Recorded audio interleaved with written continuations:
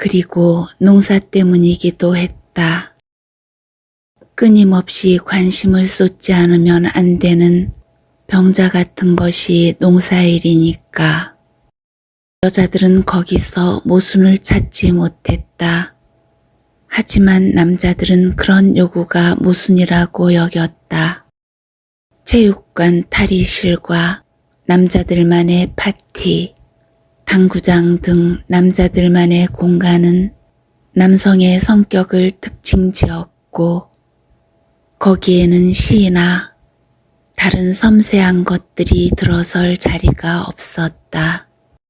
그러니 에로티시즘이 섬세한 문제이고 프란체스카가 인식하는 것처럼 예술적인 형태를 지닌 것이라면 그것은 남자들의 생활에 파고들 여지가 없는 것이었다. 그래서 남자들끼리만 있을 수 있는 산만하고 편리한 문화가 계속되었다. 이런 점을 미묘하게나마 이해하는 로버트 킹케이드의 마음속에는 무엇인가 다른 점이 있었다. 그녀는 그것을 확신했다. 침실로 나와서 몸을 닦다가 10시가 조금 넘었음을 알았다. 아직 더운 날씨였지만 목욕을 하니 시원했다. 프란체스카는 옷장에서 새 드레스를 꺼냈다. 그녀는 검고 긴 머리를 뒤로 넘겨서 은핀으로 묶었다. 그리고 길게 늘어지는 은귀걸이와 헐렁한 은팔찌를 했다. 역시 그날 아침 디모인에서 산 장신구였다. 오늘도 바람의 노래 향수를 뿌렸다. 그리고 광대뼈가 튀어나온 라틴계 얼굴에 원피스보다 약간 흐린 핑크색 조의 립스틱을 발랐다. 바깥에서 몸통이 드러나는 상의를 입고 일을 하는 때가 많아서 몸이 전체적으로 까무잡잡했다. 치마 아래로 늘씬한 다리가 보기 좋았다. 프란체스카는 이쪽 저쪽으로 돌면서 화장대 거울을 바라보았다. 그러고는 마음이 흡족해져서 약간 큰 소리로 중얼거렸다. 아주 괜찮은데? 그녀가 부엌에 들어갔을 때 로버트 킹케이드는 2잔째 맥주를 마시고 있었다. 그가 고개를 들어 그녀를 바라보았다. 세상에. 그가 나직이 감탄의 소리를 냈다.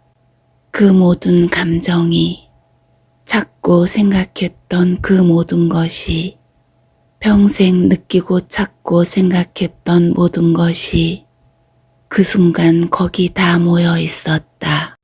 그리고 그는 프란체스카 존슨에게 사랑을 느꼈다.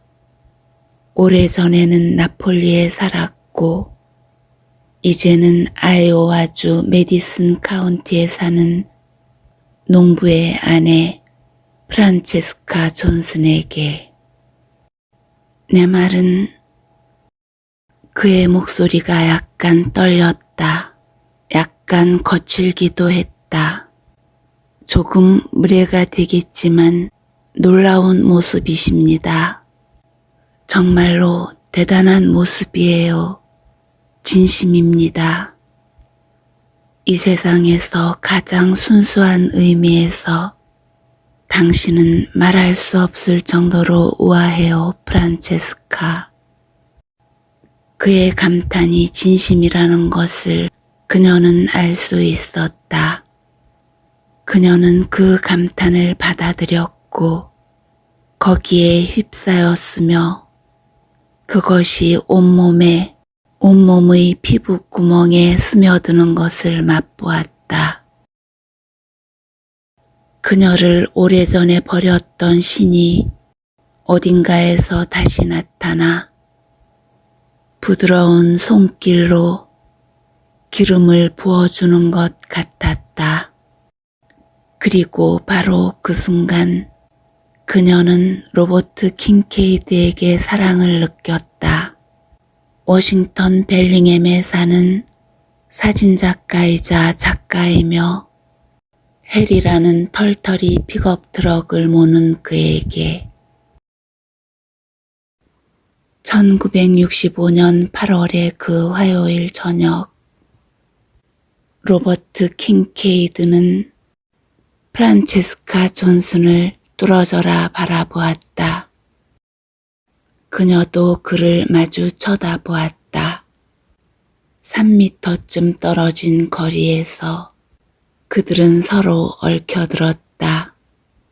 굳건하게, 친밀하게, 그리고 뭐라 설명할 수 없게. 전화벨이 울렸다. 프란체스카는 여전히 그에게서 눈을 떼지 않았다. 그녀는 첫 번째 벨소리에도 두 번째 벨소리에도 꼼짝하지 않았다. 두 번째 벨이 울리고 오랜 침묵 후 세 번째 벨이 울리기 전 킹케이드는 숨을 깊게 내쉬면서 카메라 가방을 내려다 보았다. 그래서 그녀는 부엌을 가로질러 그의 의자 바로 뒤에 벽에 걸린 전화 쪽으로 갈 수 있었다. 존슨네 집입니다. 안녕, 마지. 응, 좋아요. 목요일 밤? 그녀는 셈을 해보았다. 그는 이곳에 일주일 동안 있을 거라고 말했다.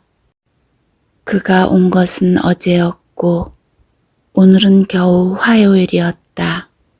거짓말을 하기로 결정하는 것은 쉬웠다. 그녀는 현관으로 통하는 문 옆에 서서 왼손에 수화기를 들고 있었다. 킹케이드는 손이 뻗으면 닿을 곳에 그녀에게 등을 돌리고 앉아 있었다. 프란체스카는 오른손을 뻗어 그의 어깨 위에 내려놓았다. 여자들이 좋아하는 남자들에게 흔연스럽게 하는 것처럼 겨우 24시간밖에 되지 않았는데 그녀는 로버트 킹케이드를 좋아하게 된 것이다. 어머, 마지? 그때는 일이 있는데 디모인으로 쇼핑을 갈 예정이에요. 혼자 있으니 여러 가지 일을 처리할 좋은 기회잖아요. 알다시피 리처드와 아이들이 집에 없잖아. 그녀의 손이 조용히 그에게 얹어졌다. 프란체스카는 그의 목덜미 근육이 어깨를 따라 바로 칼라 부근까지 움직이는 것을 느낄 수 있었다. 그녀는 단정하게 가리마를 탄 그의 순 많은 잿빛 머리칼을 내려다보고 있었다. 머리카락이 카라 위에 어떻게 찰랑거리는지 보았다. 마지가 계속 말을 늘어놓았다. 그래요. 리처드가 방금 전화를 했어요. 아니, 결정은 내일 수요일이나 되어야 내려진대요. 리처드 말로는 집에 금요일 늦게나 온다던데요. 목요일에 보고 싶은 구경거리가 있나 봐요. 운전하기에 먼 길이죠. 특히 가축 싣는 트럭을 타고 오니까. 아니요, 풋볼 연습은 다음 주나 되어야 시작하나 봐요. 일주일이죠. 어쨌든 마이클은 그렇게 말하던데요. 프란체스카는 셔츠를 통해 그의 몸이 얼마나 따스한지 느낄 수 있었다.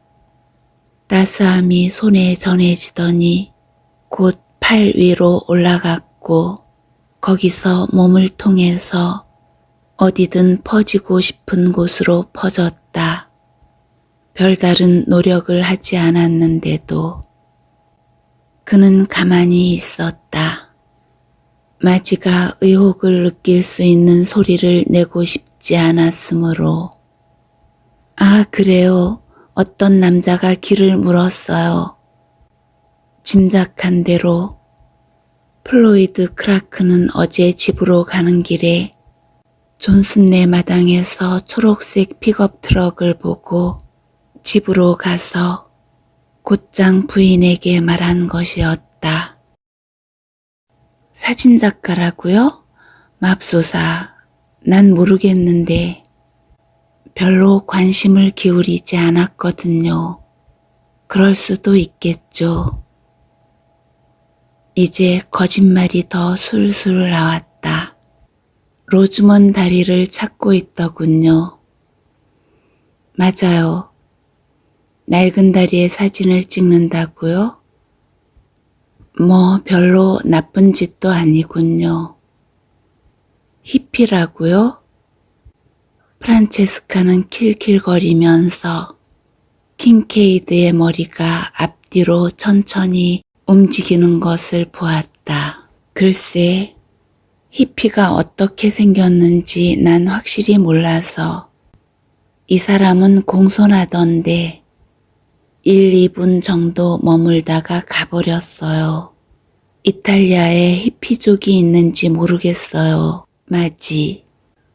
8년 전에 가보고 지금까지 못 가봤으니까.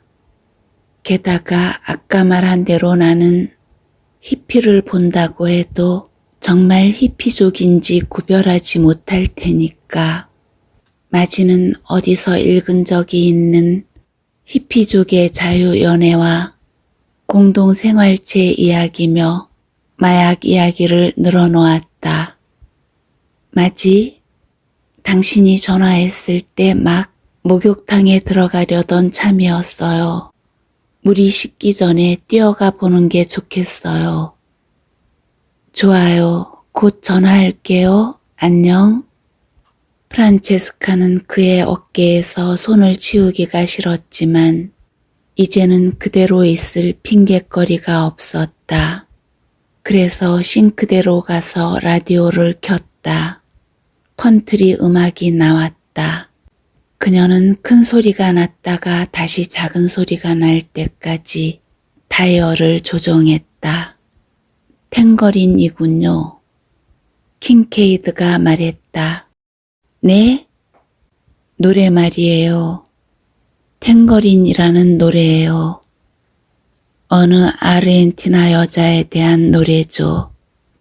이야기를 하고 또 이야기를 하고 시간과 그 모든 느낌과 싸우면서도 그는 마음속 어디선가 아이오와의 어느 부엌에 있는 두 사람 뒤로 문이 덜컥하고 조용히 닫히는 소리를 들었다. 두 사람만을 남겨놓기 위해.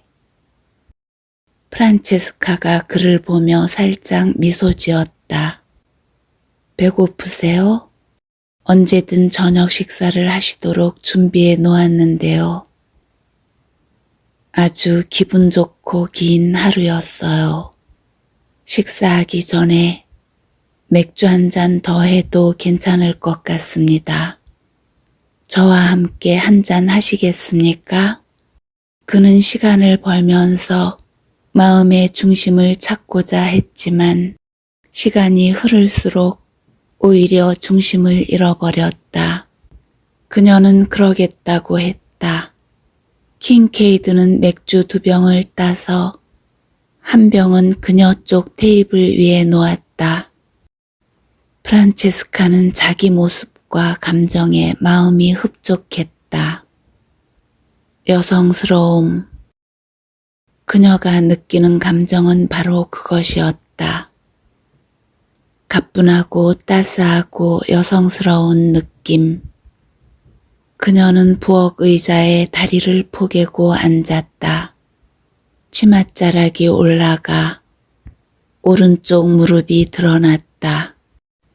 킨케이드는 냉장고에 몸을 기대고 서서 오른손에 버드와이저를 들고 가슴에 팔짱을 끼고 있었다. 프란체스카는 그가 자신의 다리를 보고 있는 것이 좋았고 그는 정말로 그녀의 다리를 내려다보고 있었다. 그는 그녀의 모든 것을 느꼈다. 그는 더 일찍 여기에서 벗어날 수도 있었다.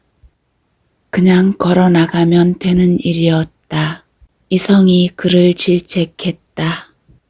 그냥 놔둬 킨케이드. 다시 길로 돌아가. 다리 사진을 찍고 인도로 가라고. 그때 느린 탱고 음악이 시작되었다. 어디서 연주되는지 알 수 없었지만 그는 낡은 아코디언 소리를 들을 수 있었다. 뒤쪽에서 들리는 소리인지 아니면 멀리 앞쪽에서 들려오는 소리인지 알 수가 없었다. 그러나 그 소리는 그를 향해 움직여왔다. 그 소리에 그는 이성이 흐릿해졌고 판단력이 마비되었다. 음악 소리가 파고들자 프란체스카 존슨에게 말고는 갈 곳이 없어지게 되었다. 원하시면 춤출 수도 있는데요. 춤추기에 아주 좋은 음악이군요. 그는 진지하고 예의 수줍은 태도로 말했다. 그러고 나서는 재빨리 보호막을 쳤다. 나는 별로 춤을 잘 추진 못하지만 당신이 원하시면 부엌 안에서라도 어떻게 움직여 볼 수 있을 것 같은데요. 잭이 현관문을 긁으며 들어오고 싶어 했다. 그러나 이 순간 두 사람 다 방해꾼을 안으로 들이고 싶은 기분이 아니었다. 프란체스카는 약간 얼굴만 붉힐 뿐이었다.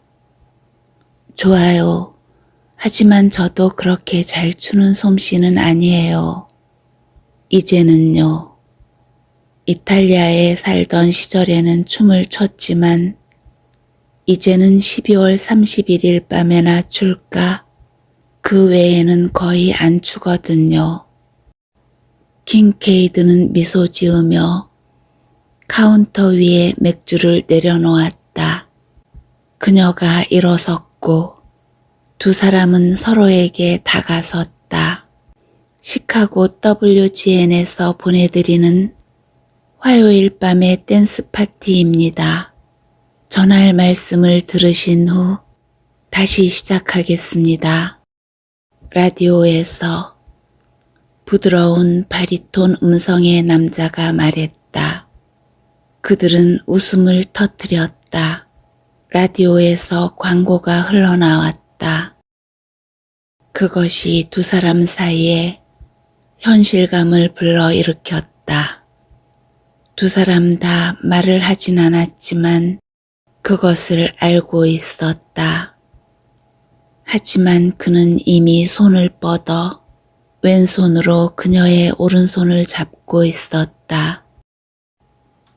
그는 카운터에 몸을 기대고 오른쪽 발목이 왼쪽 발목 위에 겹치도록 하고 서 있었다.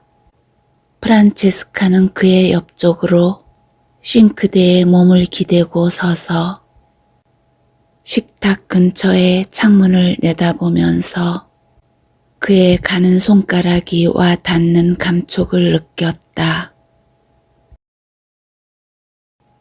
바람 한 점 불지 않았고 옥수수는 익어가고 있었다.